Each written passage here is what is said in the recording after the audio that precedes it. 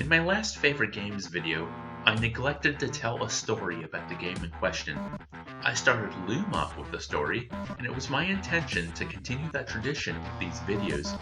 So I would have been 11 or 12 and visiting the home of an acquaintance. Not really a friend, as we didn't hang out that much, but our mothers knew each other. He had just gotten a new computer. Along with this beast, it was likely a 486 of some variety. It came with a sound blaster and boxed copy of Doom. Now we all had shareware copies of Doom, everyone did, but it was rare to see someone that owned the game, let alone have a brand new sound card to showcase that amazing soundtrack and the chunky sound effects. I asked to borrow his brand new copy of Doom. He of course declined.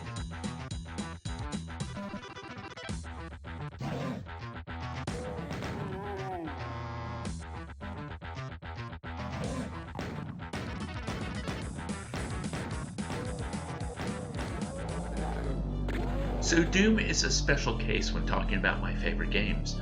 I played Doom and Doom 2 from the shareware versions to full releases all through my late childhood and adolescence. In acquiring footage for this video, this is the first time I've ever played the game properly. You see, I always played the game with cheats. IDDQD for God mode, IDKFA for all the weapons and full ammo, and even ID clip when I couldn't work out where a key was for a door. I would just walk through the door. What happened this time is it changed what I remember as an engaging high-speed action game into something more resembling an entry in the survival horror genre. Years later, when I played Doom 3, I thought the horror aspect of that game was quite a departure from the first two. Now I see it was simply a continuation of what Doom actually is, with better lighting.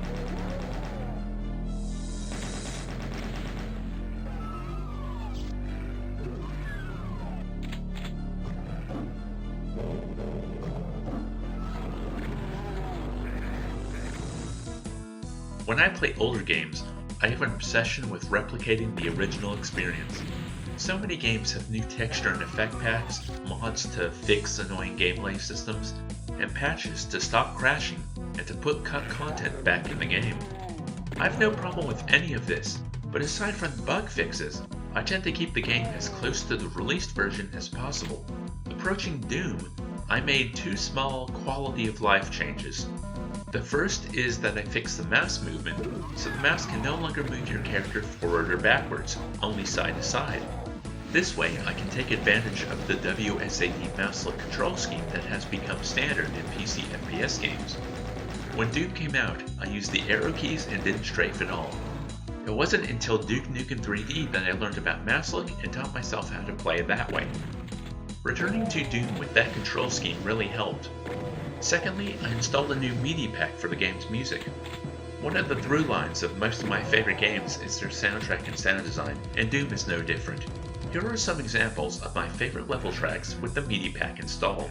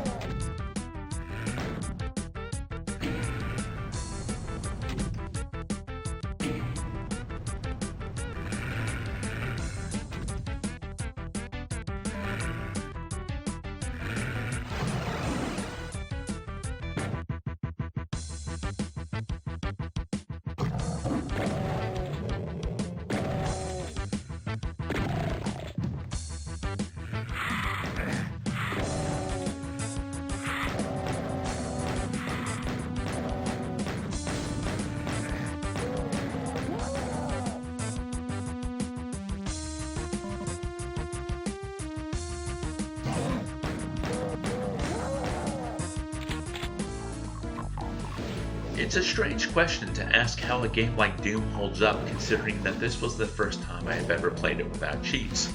But if that opinion is worth anything to you, I will say it holds up astoundingly well. The game was incredibly tense.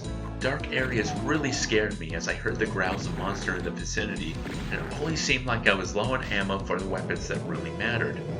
Even the shotgun, that became the default weapon for most of the game, had periods where shells were in short supply. Then there are the combinations of monsters batched together. Episode 2 and 3 introduce you to the Caco Demon without the ammo needed to quickly dispatch it. And then by late Episode 3, you have to fight 3 or 4 of the floating monstrosities as imps, pinkies, lost souls need to be dealt with as well. Sometimes they'll even throw in a Baron of Hell for good measure.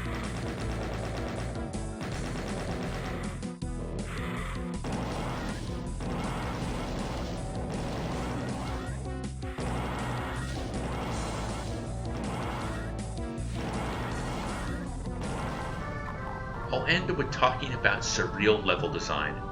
For me, it started to get creepy and abstract during the Demos Lab from Episode 2. With its blue walls, demon head symbols, then a change to the color red. In Episode 3, they went more experimental with large outdoor sections or maze-like ranges, or walls open up, revealing a cavalcade of monsters inside. The way the levels are constructed regarding space, and how you familiarize yourself with these game spaces, especially when searching for a key, is highly memorable, and will likely be even more so on my next playthrough, as I'm no longer just walking through walls.